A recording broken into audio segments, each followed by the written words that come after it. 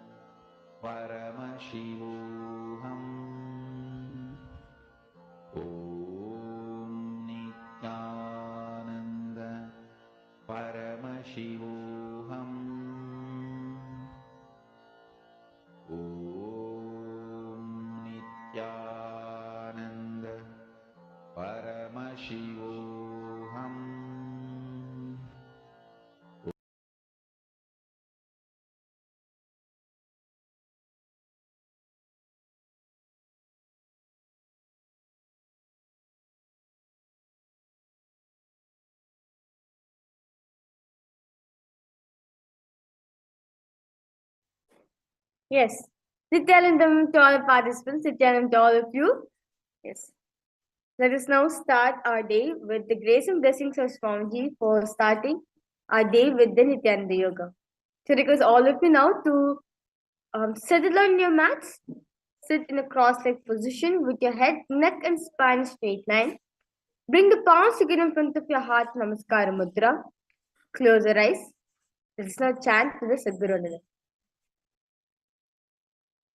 नित्यानन्दं परमसुखदं केवलं ज्ञानमूर्तिं द्वन्द्वातीतं गगनसदृशं तत्त्वमस्यादिलक्ष्यम् एकं नित्यं विमलमचलं सर्वदी साक्षिभूतं भावातीतं त्रिगुणरहितं सद्गुरुं तं Namami.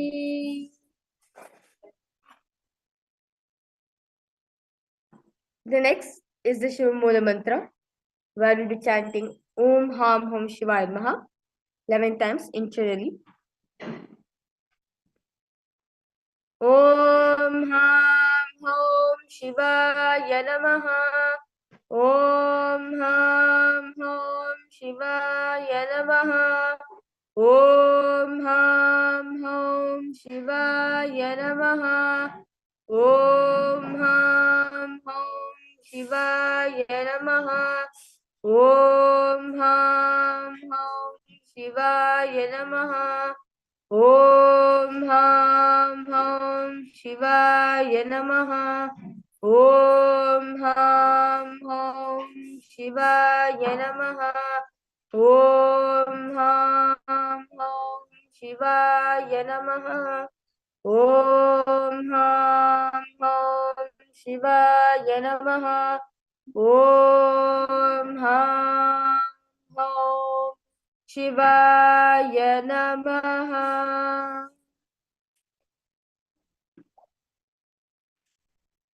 The next is the Tatvachmanam, the ritualistic cleansing of your whole body. I request all participants now to keep your panchapatrams with the Uddharani, the traditional cup with the traditional spoon, which we use for the puja. Please fill it up with some fresh water. And with your right hand, make a shape of a cow's ear, the Gokarna Mudra, and pour an Uddhani of water from the panchapatram. Chanting the following mantras internally, bring the water that flows to the base of the palm. Om Atatattvam Shodayami Svadha. Om Vidyatattvam Shodayami Svadha. Om Shivatattvam Shodayami Svadha. Wash your right hand with water from the Panchapatram. Now, the base of your right hand thumb, move the hand from right to the left of the lips, chanting the following mantras internally. Om Ham Hridayaya Namaha. Wash your right hand with water from the Panchapatram. Now, with the tips of right hand, index, middle, and ring finger touch above the upper lips and below the lower lips. Wash your right hand with water from the Panchapatram. Now, with the tips of right hand, index finger and thumb join together, touch your right nostril, left nostril. With the tips of right hand, ring finger, thumb join together, touch your right eye, right ear, left ear. Wash your right hand with water from the Panchapatram. Now, with the base of the right hand thumb and little finger, touch the navel, right chest, left chest. With the right hand fingertips together, touch the top of the head, right shoulder, left shoulder, and your heart center. Next is the Sankalpa. So I request all participants now to keep your right hand over your left palm and keep both the hands on your right thigh and continue to hold this mudra till the end of the Sankalpa mantra.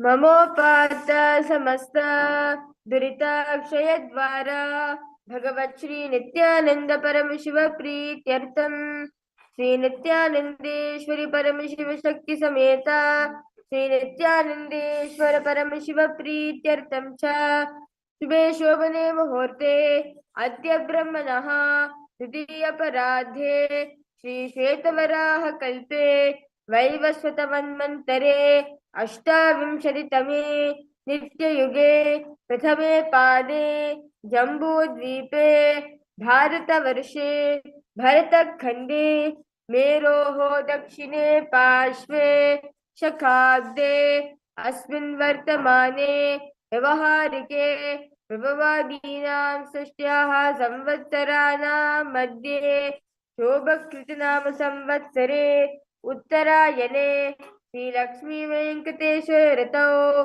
फाल्गुनमासे कृष्णपक्षे प्रथमायां शुभतिथौ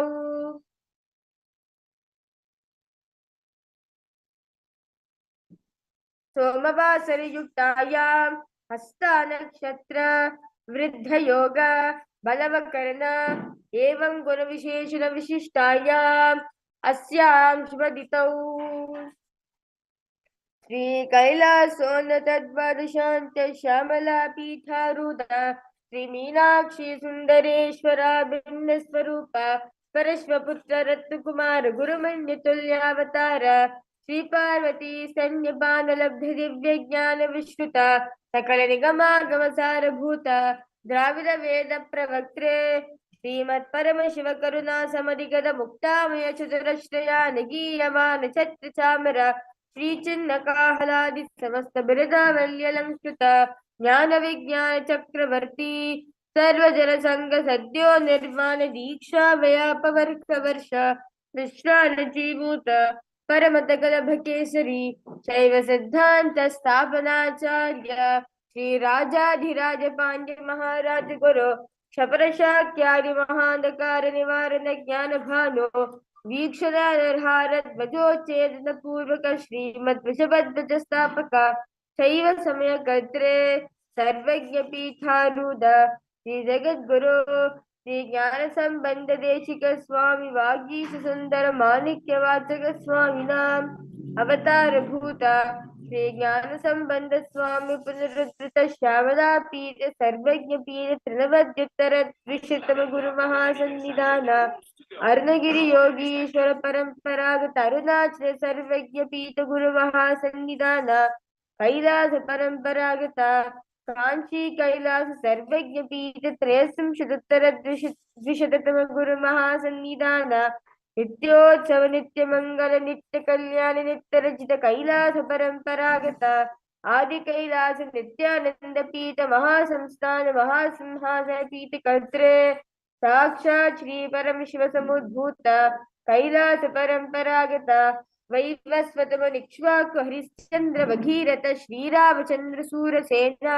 इत्यादि अनवच्छिन्न सार्वभौम चक्रवर्ती परंपरागत चतुष्षष्टि योगिनी मंडित चतुष्षष्टि संप्रदाय प्रवर्तक मनुधर्म शासन सूर्यवंश प्राप्त सर्वज्ञ पीठ सुरांगी साम्राज्य मोधाभिषिक्त शूदामणे साक्षात् श्री परमेश्वर समुद्भूत कपिल महागुरु पुनरुद्धृत महानिर्वाण पीठ अष्टोत्तर सहस्र श्री महामंडलेश्वर साक्षात् श्री परमेश्वर समुद्भूत श्री महागणपति समारंभ नवचिन्ह पीठाधीश्वर गुरु परंपरा प्राप्त अचल पीठ अष्टोत्तर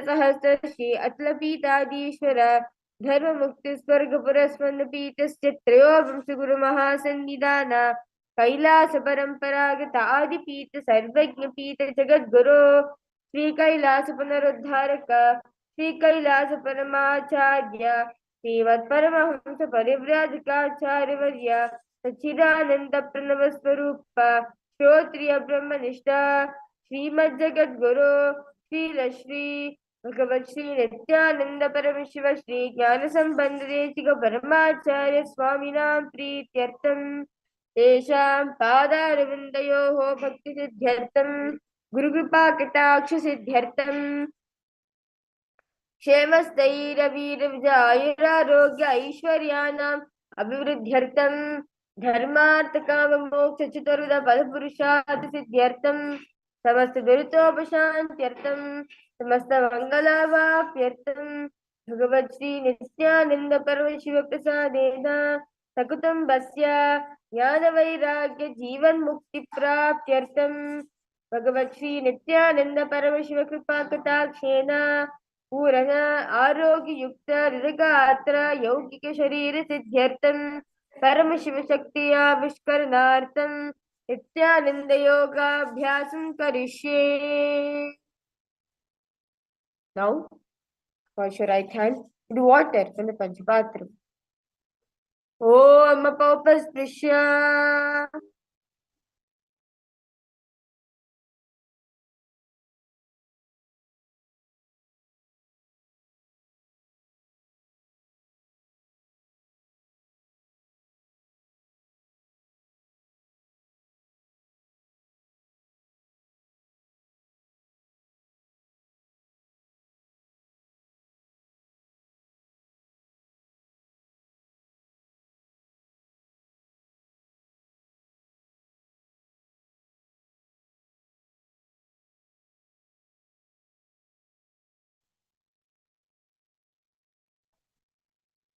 Yes.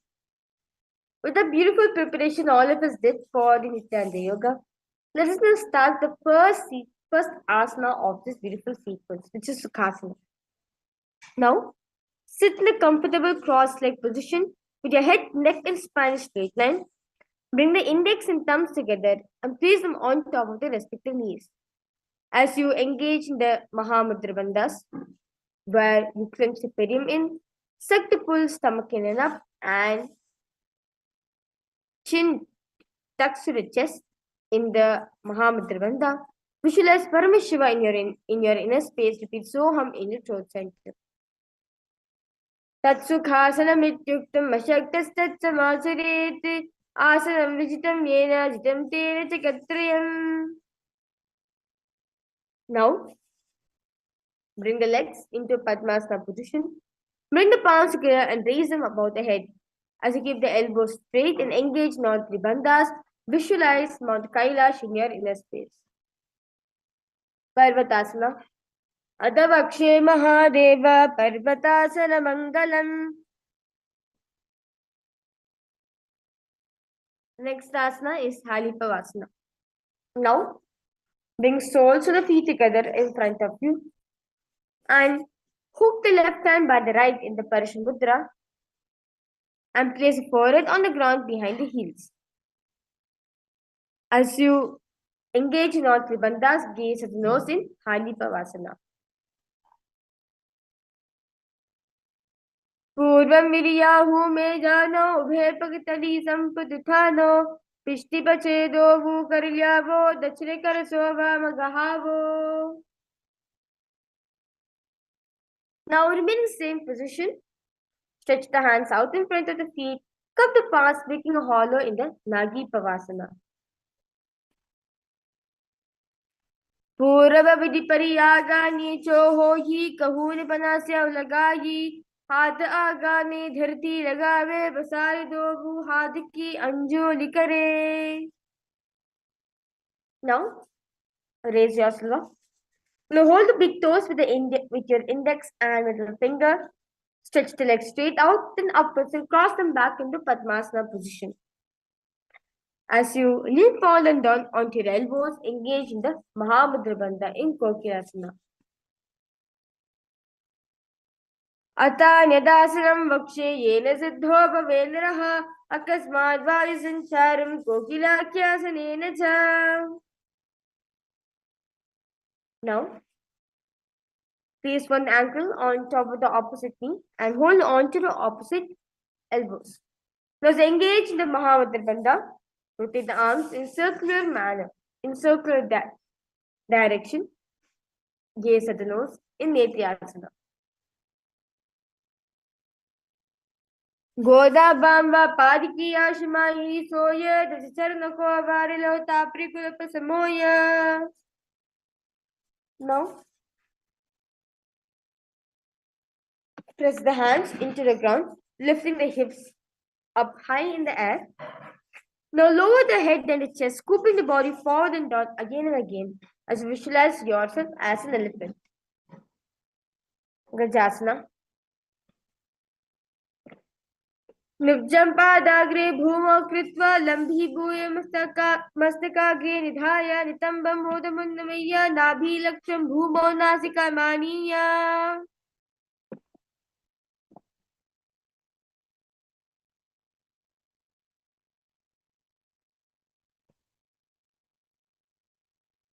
Now, remaining same position. Start alternately pressing the heel of one foot into the ground while lifting the other heel up. Repeat this again and again as you visualize yourself as a bat. एकैकं पादमाकुञ्च गजासनं कुर्यात् वृक्षासनं भवति.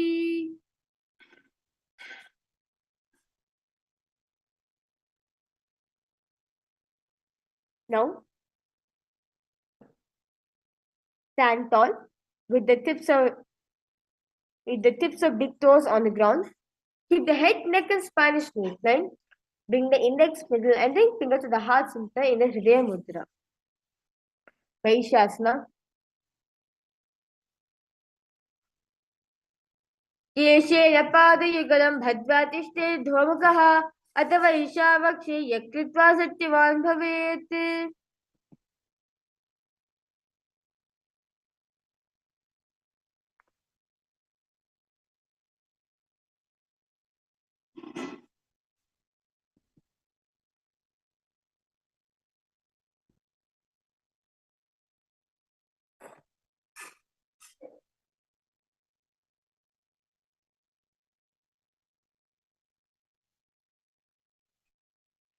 Yes. We're now entering into the first karana of the day, which is the Urujane Karana. Now, stand in Naramandi position with heels touching, toes facing outwards at 45 degrees angle.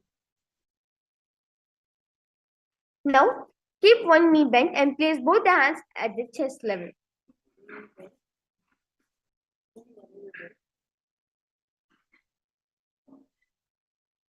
Keep knees bent and both the hands at the chest level, elbows are parallel to the ground. Now, twist one knee towards the center, then raising it up and back across the body to its original position. Simultaneously, as leg raises, follow the movement with the respective hand, raising it up and placing it across the body and repeating this on the other side.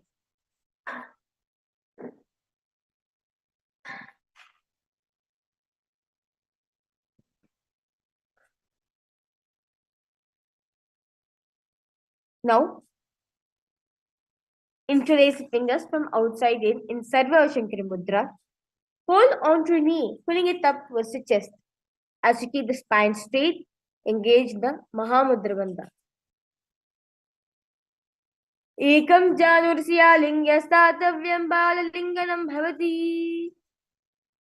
Now, take one foot and pull it behind towards the buttocks and pull it and hold it with both the hands.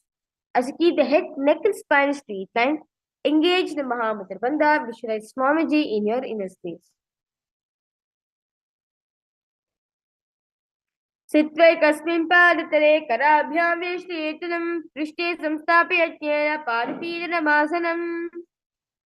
Now, with the respective hand, hold onto the sole of the foot from the inside while extending forward with the index and thumb together and simultaneously kick and pull the foot back and up while leaning forward, which visualize Lord Nataraja in your inner space. उत्तानपातिं क्रौञ्चं च मरीचिं वीरभद्रकम्. Let us now repeat the Balalingasana sequence on the other side. Balalingasana. Ekam janursiya lingya statavyam balalinganam bhavati. Palpidhanasana on the other side. सित्वैकस्मिन् पादतले कराभ्यां वेष्टयेतुलं पृष्ठे संस्थाप्य पादपीडनमासनम्. Let's now repeat Natarajasana on the other side. Uttarapadam Kroncham cha Maricham Veerabhadrakam Titarajam Trikolam cha Suptangashtaprasarane. Now, we'll be moving ahead to the next karana, which is the Adharechita karana. Now, sit in Naramali, the half squatting position where your heels together and toes pointing outwards. Now, bring the right foot behind the other with toes down and heels up. Keep the left hand at the chest level and extend the opposite arm wide towards the chest in Karihasta. While the arm swings, move the fingers one by inwards towards the body and then outwards.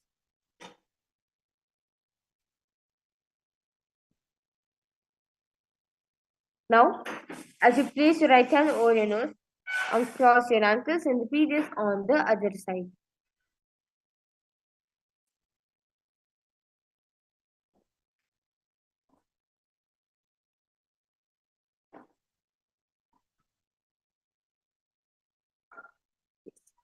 We will now entering the very powerful segment of today, which is the skeleton dance.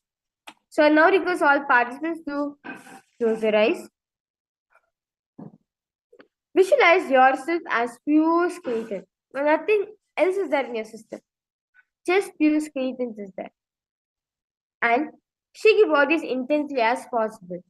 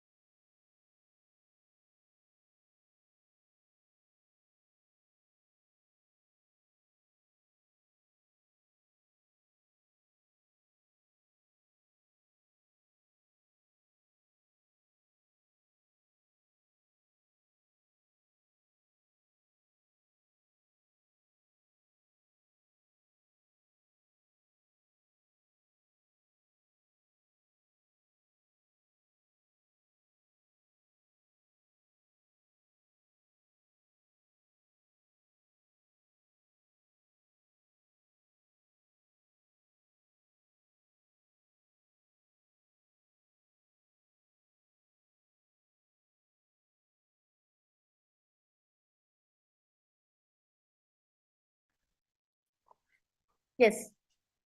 Now relax yourself. Walk front and back in your mat as you inhale and exhale as slowly as possible and as deeply as possible.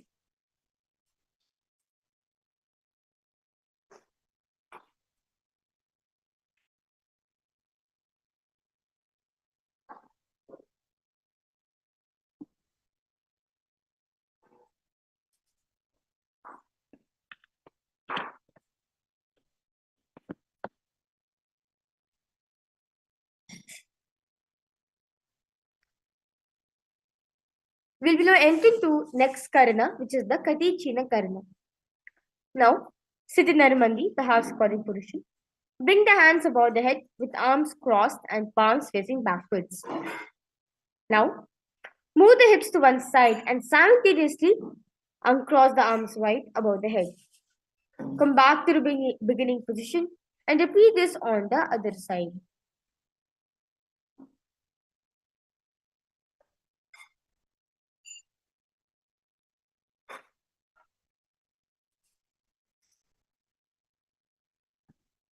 Now, stand tall on the tips of the toes. Raise the hands up above the head beside ears in the Shambhi Mudra. As you engage the Mahamudra Bandha, visualize yourself as a palm tree. Tadasana. Mahamudra Bhaddha Kono Tadasana Vibhedakan Vinotta Anusada Korya Rantarvatni Padipriya. Now, from standing position, leave fallen down, bring the hands flat onto the ground.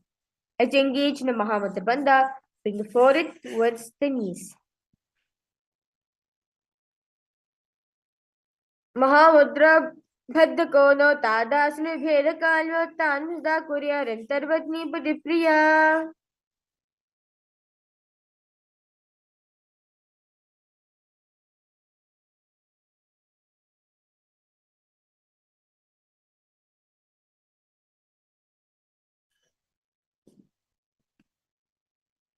Now, jump the legs into a plank position.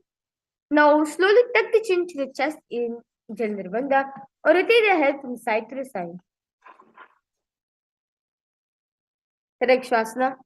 Gajasravastitva mastakam varam varam dakshin kukshim sava kukshim naye tarakshvasanam bhavati.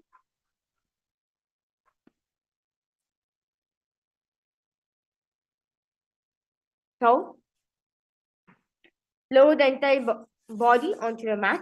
Keep toes pointed backwards. Keep the hands next to the chest. Raise the head up using the strength of the lower back muscles. Open your mouth wide. Inhale through the hole of the throat and exhale through the nose in the Bhujangana Mudra as you visualize yourself as a cobra. Bhujangasana. Angushtanabhiparyantam adho bhumo vininyaset.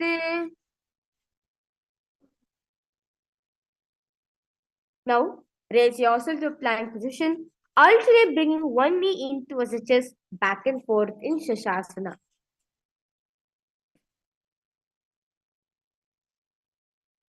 Gajasana Samstau Janudvema Kuncha Varam Varam Kartavyam Shavasana Bhavati. Now remain same position.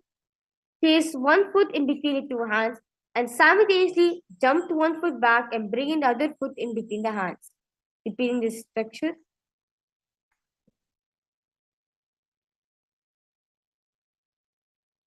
As you repeat this again and again in Rathasana. Gajasana santo ekekam padam puromayena bhramitva kartavyam tathasanam bhavati.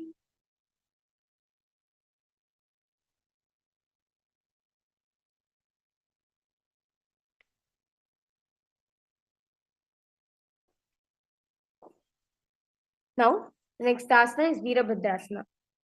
Now, keep one foot flat on the ground, toes pointing forward and knees bent in 90 degrees angle. Now, extend the other leg back, keeping your knees straight and toes pointed out at 45 degrees angle. Raise the arms up parallel beside ears. Pull the stomach in and up in the Uddiyana Bandha. Gaze at the third eye. Vashishtamalikondinam Mudukukudameva Ashtavakramato Mayuram Setu Bandhanam. Let's now repeat Virabhadrasana on the other side. Vashishtamalikondinam Udukukudameva Ashtavakramato Mayuram Setu Bandhanam. Now, stand tall. Bring one foot to the inner thigh. Bring the palms in front of your heart, Namaskar Mudra. And raise them above the head, keeping your elbows straight.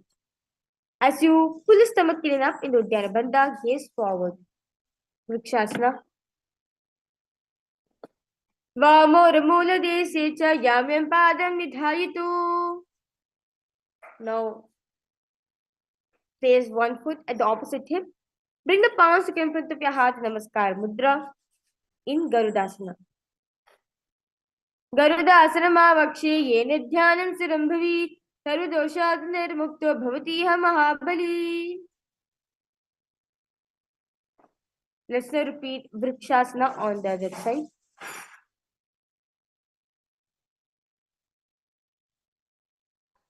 Vamora desecha yamyam padam nidhayitu tishtet vrikshavad bhumo vrikshasana vidam viduhu. Garudasana on the other side. Garudasana Mavakshe Yene Dhyanam Sirambhavi Sarvadoshat Nirmukto Bhavatiha Mahabali. The next asana is Trikonasana. Now, stand and step one leg far back. Keep the front toes facing forward and back toes facing sideways. Now, keep the arms straight and bring the front arm down towards the ground beside the foot, and while other arms extend towards the sky in Trikonasana. Uttanapadam Krauncham cha Marichim Veerabhadrakam. Let's now repeat Trikonasana on the other side.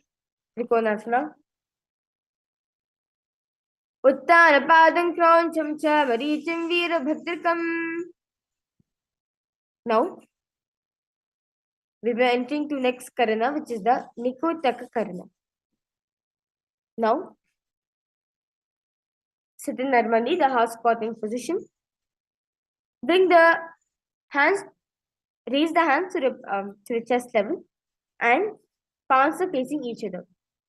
Now, as the leg movement is done, where you lift one leg up on its toes, switch the palm also. As you do the other side, switch between the legs as you switch the palms. One goes up, other goes down in the Nikotaka Karana.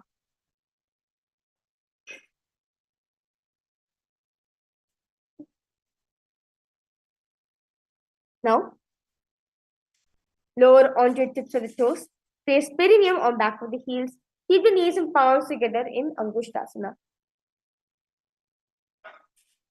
Kabandasramityauhu gorakshasramamevacha angushtamuchikam yeyam brahmaprasalitam tata.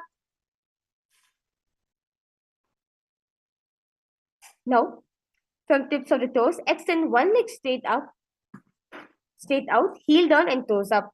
As you keep your fingers on the ground, palms facing forward in Varamudra, Saurasana. Prasarekam padatitam samstapyatveka padikam.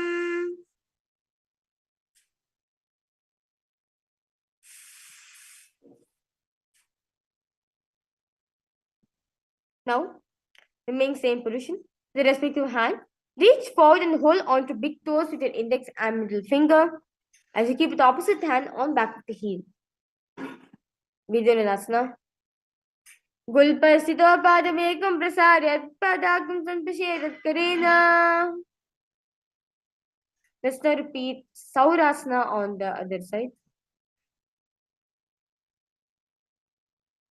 Prasarekam padatitam samstapyatveka padikam. Vidyanasana on the other side. Gulpasito padamekam prasaryat padakam sanpashedat karena.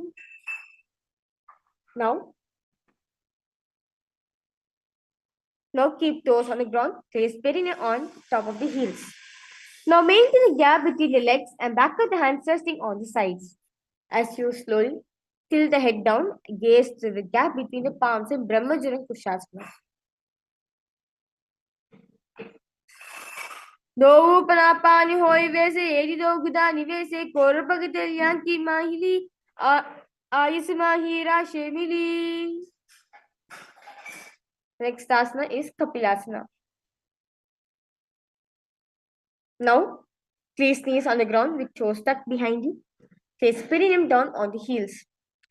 Rest the hand on top of the thighs. Pull the stomach in and up into Dhyana Bandha. Gaze at the nose in Kapilasana.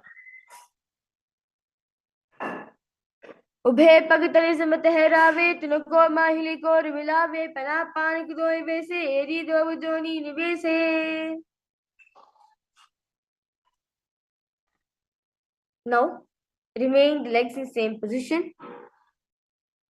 Switch the gaze to the third eye and now release the Uddiyana Bandha. Engage in the Bhuya Bandha where you clench the perineum in Bhadra Korakasana.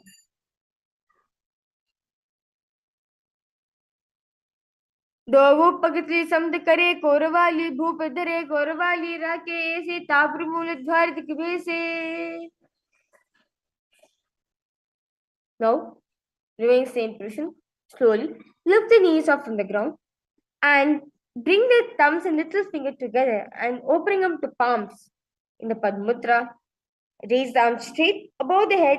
Gaze through the hole between the palms in Suryasana. Edi dogda triyane panapani bhedi kapunitane. Now, Sit with toes flat and perineum on the heels. Hands on the knees on top of hands placed on top of the knees. And now lift the tongue up against roof of the mouth in the Mandiki Mudra. As you visualize yourself as a frog and catch the nectar of immortality dripping from the Sahasrara Chakra with your frog tongue. पादतलौ पृष्ठदेशे अङ्गुष्ठे द्वे च संस्पृशेत् जानयुग्मं परस्कृत्य सारयेन्मन्दुकासनम्.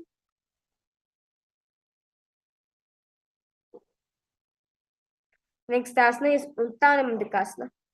Now remain same position. Place the hands on the back, holding with the elbows in Uttana Mandukasana. Manduka asarvadhyastam korpurabhyam trimshiraha etad vekoduttan mandukam. Now cross the ankles, sit on the feet. Keep the knees wide open, fingers are spread on top of the knees. Now open your mouth wide, stick out the tongue and exhale forcefully as you gaze at the nose. As you gaze at the tip of the nose in Simhasana. Dakshinam sarvagulpena dakshine hadateteram hasto janasam stapya swangilisya prasaricha. Now, sit on the heels under the perineum. Keep the knees wide open and cross the hands behind the back. Hold on to big toes of the opposite leg with your index and middle finger. Now, tuck the chin to the chest in the Chandrabandha, gaze to the nose in Bhadrasana. Gulpo Chavrasanasyado Yukramena Smahitaha Padangushtokara Bhyanja Dritvacha Prishreshitaha. Now,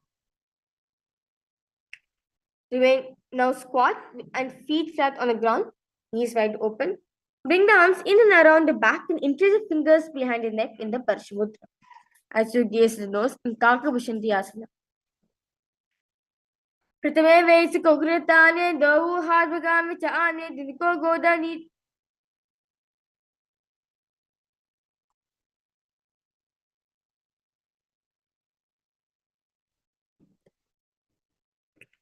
Now, place palms on the floor, shoulders width apart. Bring the knees on back of the arms towards the armpits. Now slowly, lean chin forward and down, gaze ahead. Slowly lift the feet up from your mat. In Kani Pavasana. Asana Kaugarashi Dushta Hoyi Tuvachi Hoyi. Next asana is Kapalyasana.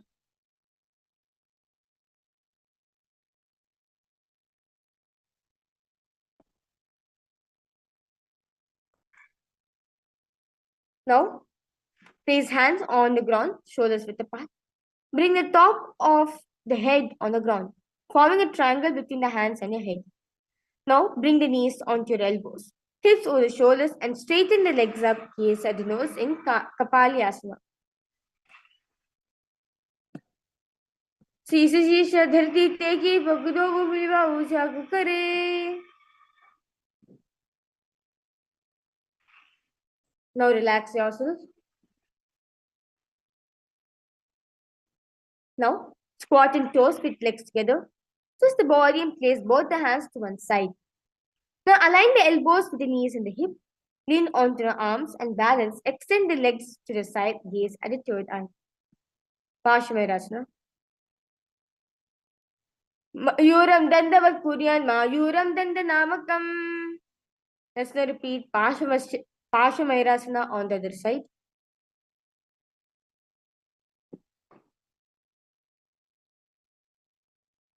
Mayuram dandavat kuryan mayuram dandanamakam.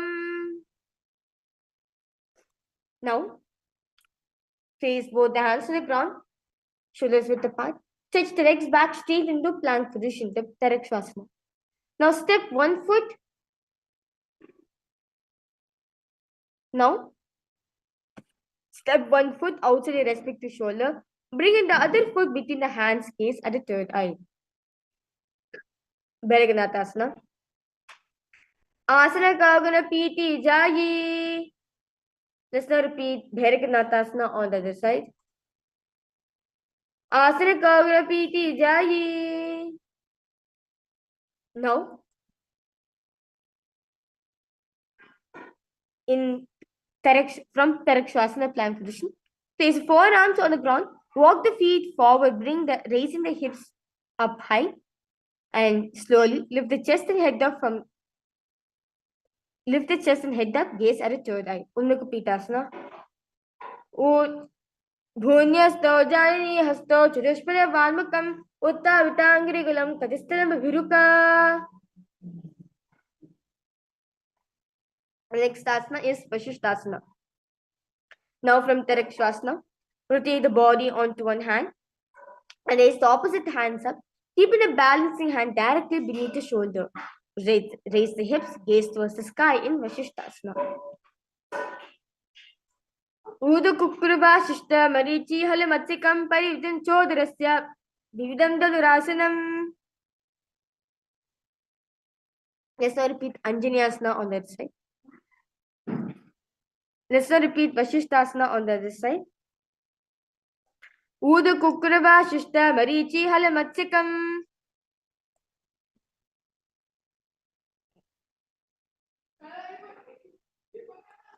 Now, sit with legs stretched, toes pointing up. Bring the hands under the buttocks, palms facing upwards.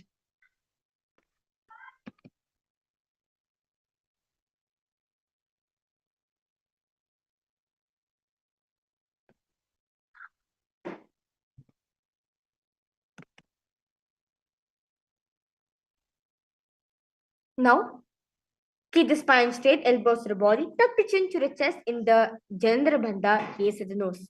Anjaneyasana. Dobu karki ube hateli koravarili mele bheli.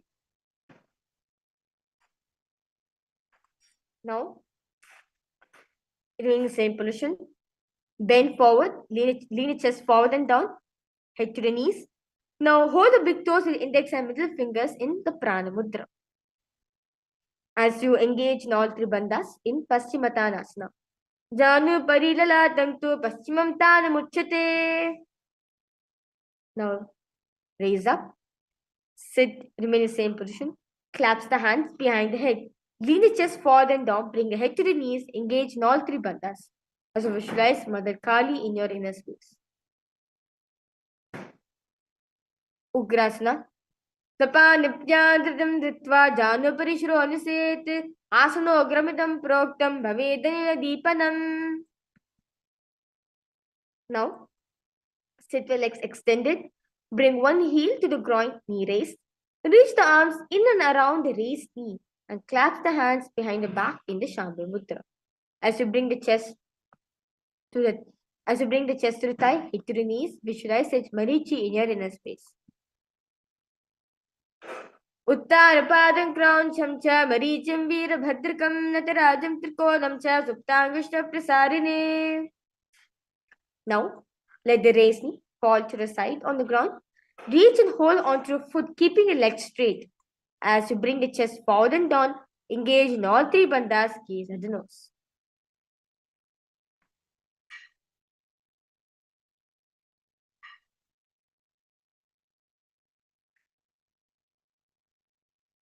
दावा पग की ये दी जो ये सीवनी यानी लगा वे सो ये दच पादला बोझ बसारे तामे यानी काग सीधरे.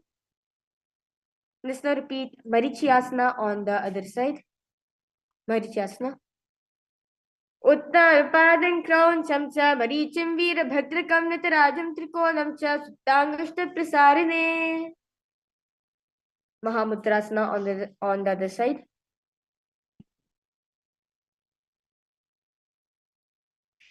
दावा पग की ये दी जो ये सीवन यानी लगा वे सो ही रचपाला बोझ बसारे तामे यानी काग सीधरे. Now, sit and bring soles of feet together in front of you with heels close to the perineum. Keep the knees wide open, hold to the foot firmly. As you maintain a straight spine, gaze at the nose in Bhadrasana 2. Gulpotivrishanasyadah sivanya pashyokshipeet padapashudapaniभ्यां धृतं बद्ध्वा सुनिश्चलम्. Now, from Bhadrasana, extend the feet away from the body. Keep the toes together, heels apart, knees wide open. Place the hands on respective knees in the Shambhi Mudra. Slowly tuck the chin to the chest. Gaze at the nose in Gwadipavasana. Purvachar parachokaso soyi vahi vriyo kiji soyi.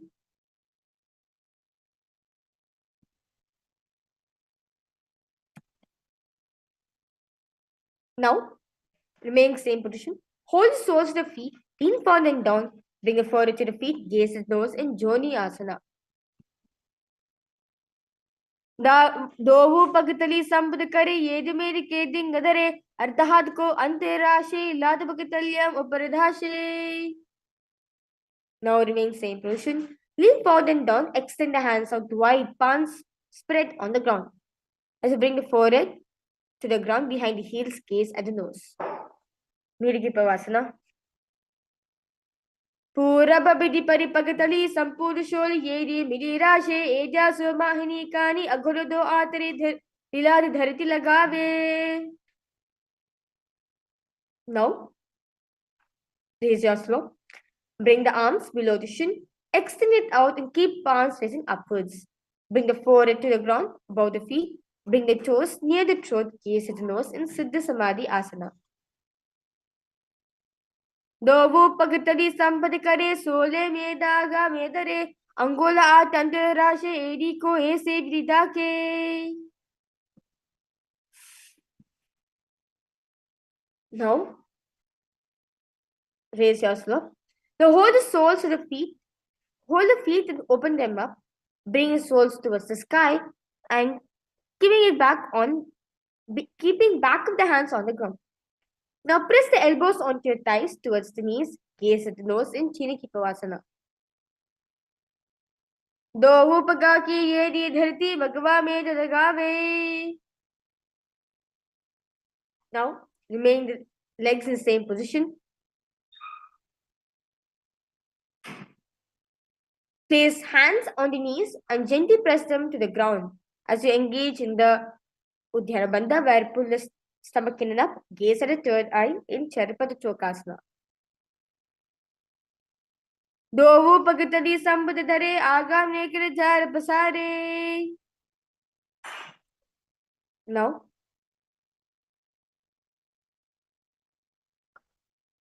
Now, sit and bring soles of feet facing together, knees wide open.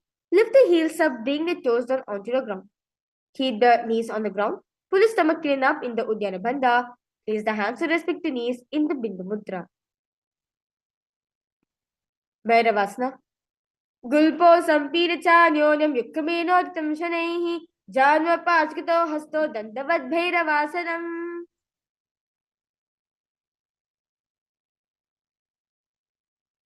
Next asana is Samanasana. Now, sit with one heel at the perineum. Lift and hold the other foot, pulling the sole of the foot onto the chest. As you gaze at the third eye, hold the breath in the Muladhara Chakra in Samanasana. Samanasana Mavakshi Siddhamantra Sadhanat Ekapadmuro Dadva Gushonyalinga Vatrake. Now, keep a raised stick. Place the raised stick on top of your respective shoulder. Raise the other foot upwards and straight. Keep the hands on the ground to the sides. Gaze at the third eye. Apanasana. केवलं पादमे कंचस कंडे चारोपि यत्नः एकपादिन गगने चिष्टे धन्धव प्रभो. Let's now repeat Samanasana on the other side. Samanasana vakshe siddhamantradi sadhanat ekapadavarho dhadva gushyonalinga vatrike. Apanasana on the other side. केवलं पादमे कंचस कंडे चारोपि यत्ततः एकपादेन गगने दृष्टे धन्धव प्रभो.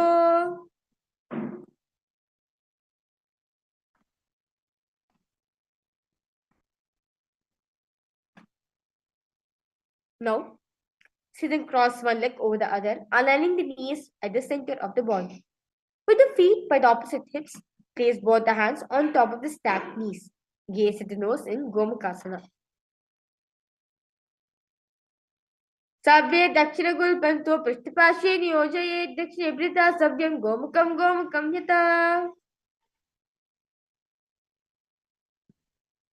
Anushasana 1. Next asana is Anushasana 1. Now, hold the big toes with the index and middle fingers. Relax the shoulders as you engage in the Udhyana Bandha, where you pull your stomach in up, gaze at the nose. Anushasana 1. दक्षिण गोदो नीचो ताने वामम ताके ऊपर आने गोदा समझ मिलावे भारी आधा परपनी दे समझ बसारी. Next asana is Anushasana 2. Now remaining the legs in the same position. Interlace the fingers behind the back, knee forward and down. As you bring the chin over the knees and touch the nose to the ground, gaze at the nose in Anushasana 2.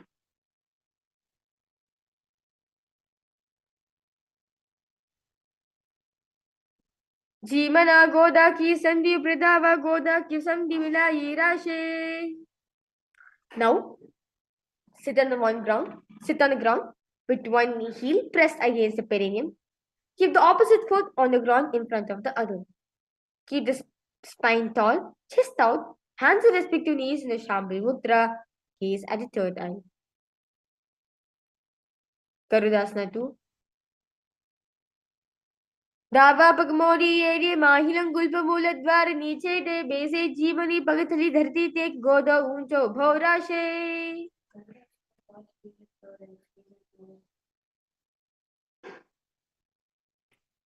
Now, next asana is Naradasana.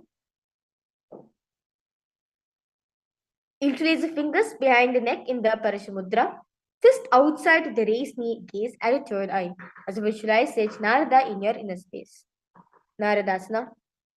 पिष्ट जुबा में पगतली केरी भूप्रीता ही लगा वे peri गोदस दो पनो है जो ऋषिपाशती राशे सोई. Now, place one foot on top of the opposite thigh and wrap the respective arm around the knee, holding on to the opposite shin.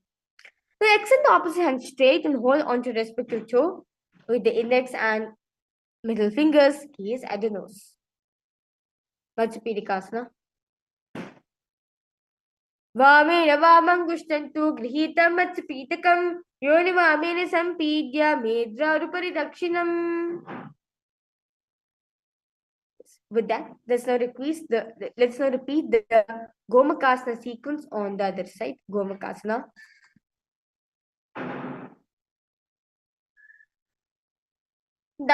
सव्ये दक्षिणगुल्पन्तु पृष्ठपार्श्वे नियोजये दक्षिणभृता सव्यं गोमुखं यथा.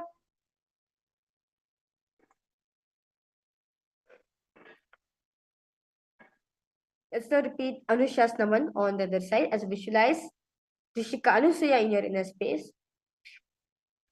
दक्षिण गोदो नीचो ताने वामम ताके ऊपर आने गोदा संधि मिलावे भारी आधा परपनी दे संधि पसारी. Anushasana 2 repeated on the other side. जीवना गोदा की संधि प्रदा व गोदा की संधि मिलाई राशे.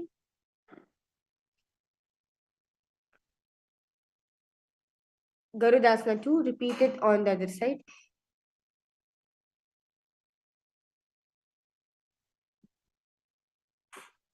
दावा पगमोरी येदी माहिलंग गुल्प मूलद्वार नीचे दे बेसे जीवनी पगतली धरती ते गोदा ऊंचो भौराशे. Let's now repeat Naradasana on the other side. पिष्ट जुवाम पगतली केरी भूप्रीता ही लगा वे पेरी गदासनो पनो है जोई ऋषिपाशती राशे सोही.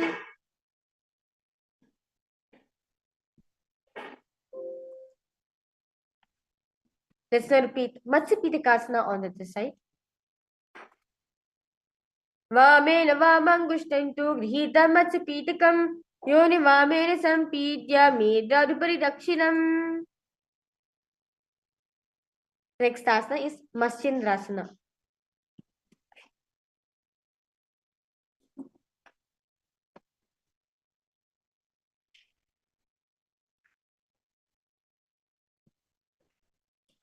Now, place one foot on top of the opposite thigh And place the opposite foot on the ground on far side of the opposite thigh. Now twist and bring the elbow outside of the raised knee. Keep the raised arm by the neck. Turn the head back, gaze at the third eye. Paschimrasana. Udaram paschimabhasam krutva tishti yattataha namrangam vamapadam hi dakshajanu parinyaset. Ubhasana. Now extend the hand down to the foot, keeping the opposite hand at the respective ear. Turn the head back, gaze at the third eye. Ubhasana. Asana Kagana Jolo Jaye. Now place the opposite hand to the ground. Turn the head back, gaze at the third eye. Maschendrasana 2. Maschendra Pitam Nitara Pradiptim Prachindaruk Mandala Kandanastam Abhyasta Kundalini Prabhotam Dantastaratam Hridadipumsam. Let's now repeat Maschendrasana 1 on the other side.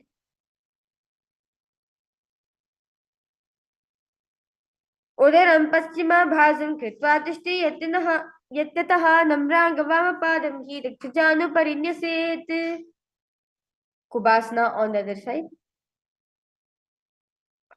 Asana Kagana Jolo Jaye. Maschendrasana 2 on the other side.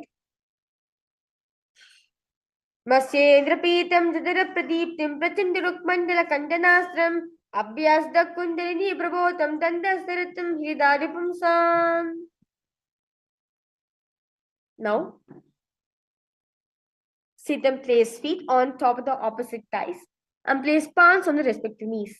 As engaged in Mahamudra Bandha, gaze the nose in Padmasana.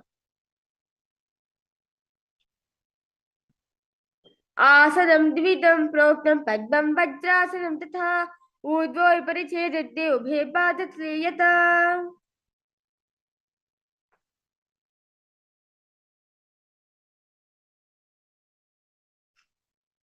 Now, remaining same position, cross the arms, hold on to the toes with the index and middle finger, gaze at the nose in Padmasana 2. Uttano charno kritva uru samsthapriyatadaha uru madhye taduttano pani kritva ditadrisho. Now, remain the legs in Padmasana position. Place the palms onto the ground between the two thighs. Slowly lift the body up. Visualize yourself as a rooster in Kukutasana.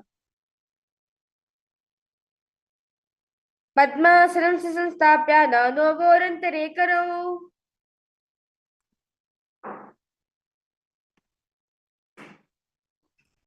Now, rise up onto your knees. Place palms on the ground, fingers pointing towards the perineum. Keep the elbows together. Press it against the navel. Lean forward and slowly balance above the mat. And lift the knees up from the ground in Bhadiketi Asana. Naramavashtabhya karadvaye nanakku paristabhrina vipashasvaha. Now remain same position. Extend the legs straight out from the body in Mayurasana. Atavakshe Mahadeva Mayurasanam Uttamam Bhumo Nipati Hastau Dvau Gurpuro Paridehakam. Now, lay down onto your stomach. Keep the feet pointing outwards and forehead on the mat. As you increase the fingers in Parishmudra, gaze forward in Makarasana. Adhyashishete hridam nidaya bhumo cha pado cha prasarimanau.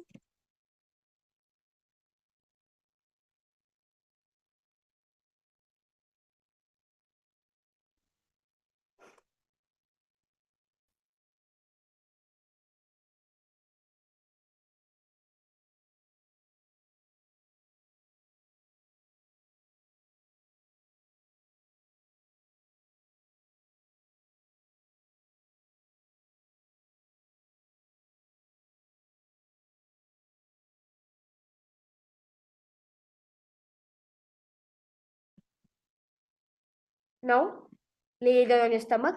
Place the hands onto the ground beside the chest. Raise the legs up, bringing your thighs, lifting the thighs off from the ground as you visualize yourself as locust in Shavasana. Adhyashishete karigmavaksha bhumamavashtabhya karosulabhyam. Now, lay down on your stomach. Bring the hands to the feet. Pull the feet down towards the ground outside of the hips. So visualize yourself as a camel in Ushtasana.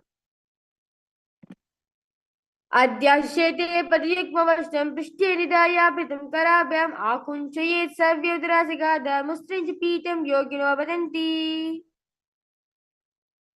Now, as you bring the hands to the feet, kick the legs back and up and simultaneously pull the feet towards the sky.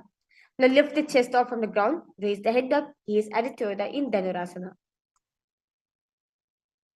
प्रसारपादो विविधन्तरूपकरोच पृष्ठे पादयुग्मं कृत्वा धनुश्चल्यवृत्ताङ्गं निगत्य योगी धनुरासनं तत्. Now, sit on both the knees with the head, neck and spine in a straight line. Place palms down on top of the knees as you gaze at the third eye in Bhagasana. उलटा मोरी पाव दो वैसे बहुरोचित करे एक वैसे पावन महिला गुलपुर जोवु कुला पास से लावे सोवु. Now, kneel down, place forearms on the ground, fingers interlock and elbows shoulders width apart. Now place top of the head on the ground, holding back of the head with hands and walk the toes forward until the hips align with the shoulder.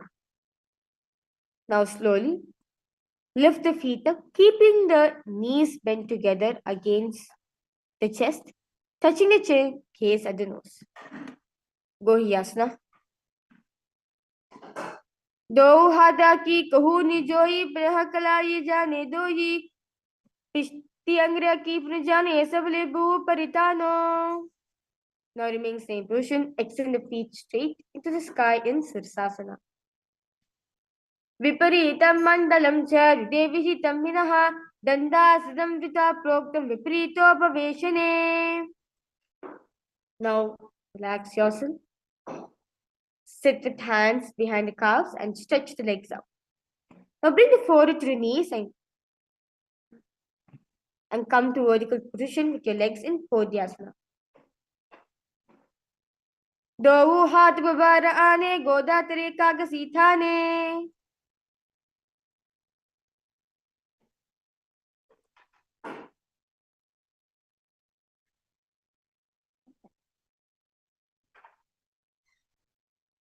Now, sit and extend the legs out and up at 45 degrees angle. Bring the hands behind and hold onto the opposite shoulders. Keep the chest upright, legs straight, toes pointed. Gaze at the third eye in Parigasana. Uttan Shayanim Kritva Pado Militva Prasarya. Now, remain same position. Relax the elbows onto the ground as visualize yourself as a boat in Naukasana.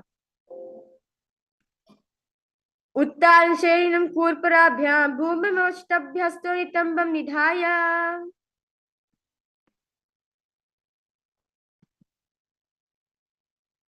Now, sit and lift the feet up, scoop the hands under the heels, pull the feet towards the sky. Keep the spine straight, gaze at the nose in Rudrasana. पगतली संपति करि हाथस्य पगूचा ही पगा का हुता दो भूले वो परली कानी तालवे लगावे. Now, lay down on your back with feet flat on the ground. Place palms down and fingers just touching back of the heels. Slowly lift the hips up. Press the feet into the ground. Chin tucks to the chest, gaze at the nose. Unmukapitasana 2. ऊर्ध्वेजजान्ये कृत्वा शयेद्ध्वमकं तथा उत्ताप्य हस्ततिष्ठेतु पीठोन्मुखनामके. Now, relax yourself completely in Shavasana. Completely unclench from all the movements of the body and mind.